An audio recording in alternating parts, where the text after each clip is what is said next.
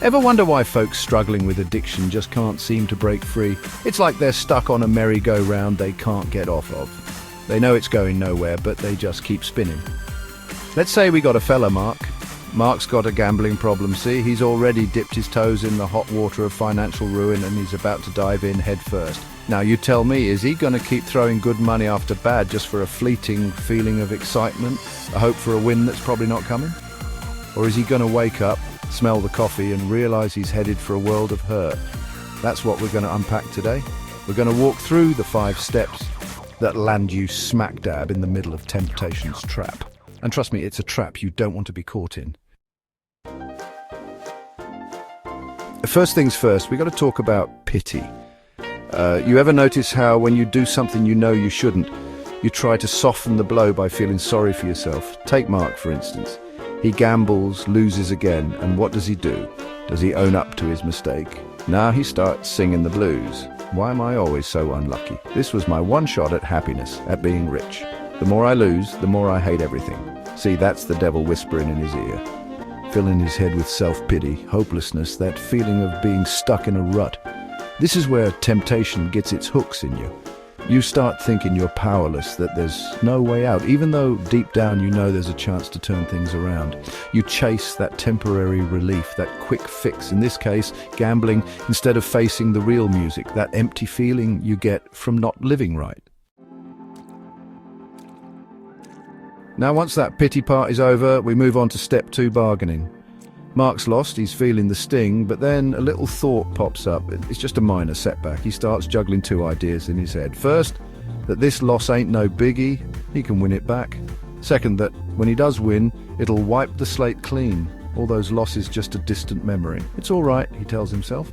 Maybe if I give it another shot, just one more, I can get back on my feet. It's just one little slip up, right? I'm still good, but if I do lose again, well, I'll just have to win even bigger next time to make up for it. See, he's stuck in a loop, trying to convince himself that it's all going to be okay. He's got to make a choice.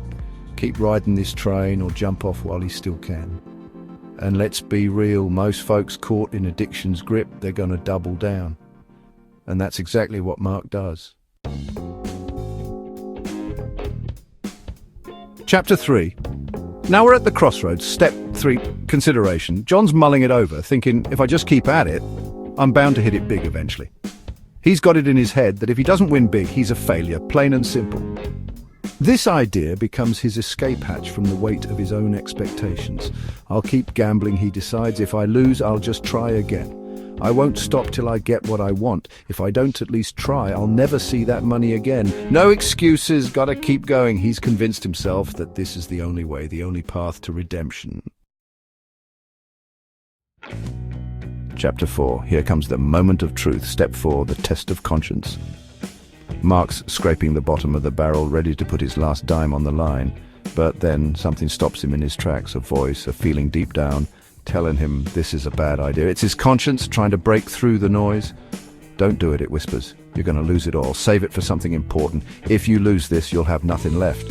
But Mark's confidence, that bravado he's built up, it drowns out the voice of reason. That pity for himself, that vulnerability, the devil seizes on it.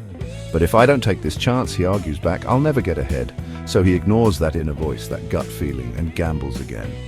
The rush of potential victory, it's intoxicating. But when the dust settles, the result is the same. He's lost again. Chapter 5. And here we are, the final act, the curtain call regret. The pain of his loss hits Mark like a ton of bricks. I shouldn't have done that, he yells. I knew I was going to lose, but I did it anyway. This is why I hate myself. I can't win. I can't prove anything. I'm so pathetic, so useless. I feel sorry for myself. Did you catch that last part? I feel sorry for myself. Bingo. He's right back where he started, trapped in that pity spiral. That feeling of failure is so strong, he'd rather comfort himself in self-pity than face the music. And just like that, he's right back at the beginning of the cycle, ready to go through the whole miserable thing again. He's stuck, caught in a web of negativity, loss, and financial ruin. Outro. Bottom line is this. We got to be honest with ourselves about how we're treating ourselves. If something feels wrong, if our gut's screaming at us that it's a bad idea, we got to listen. We got to recognize that when we do things we know we shouldn't, there are going to be consequences. And trust me, those consequences, they ain't pretty. The key is to dodge that first step, to sidestep that pity party altogether. Because once you go down that road, it's a slippery slope back to the same old habits.